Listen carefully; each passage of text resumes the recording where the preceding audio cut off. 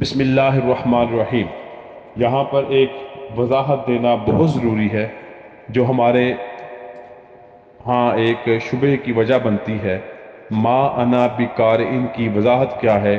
جب جبرائیل امین نے آپ سے عرض کیا تھا اقرا، تو آپ نے فرمایا تھا ما انا بقارئن۔ ما انا بقارئن کے بظاہر معنی یہ ہے کہ میں پڑھا ہوا نہیں، امی ہوں۔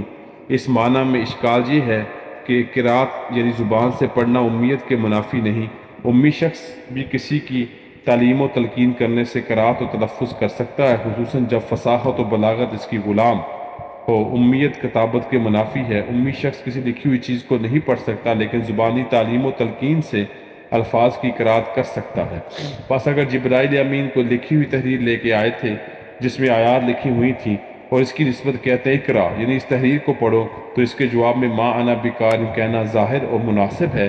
جیسے کہ بعض روایات کے مطابق جبرائیل امین ایک حریری صحیفہ لے کر آئے تھے جو جواہرات سے مرصع تھا، اور وہ صحیفہ آپ کے ہاتھ میں دیا، کہا اقرا یعنی حریری صفحے کو پڑھیے۔ آپ نے فرمایا ما انا بقارئ یعنی میں امی ہوں، لکھی ہوئی تحریر کو پڑھ نہیں سکتا۔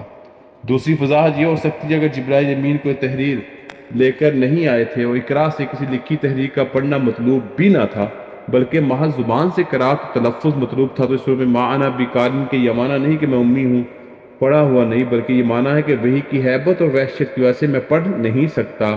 روایت فلک اور مشاہدہ انواع الہی کی وجہ سے قلب پر اس درجہ ہیبت اور دہشت طاری ہے کہ زبان اٹھتی نہیں کہ کس طرح پڑھوں، جیسا کہ بعض روایات میں الفاظ ہیں کیفا اقرا، اس بنا پر یعنی میں کیسے پڑھوں، اس بنا پر حضرت مولانا محمد ادریس کاندھلی نے ما انا بقارئ کا ترجمہ کیا میں پڑھ نہیں سکتا۔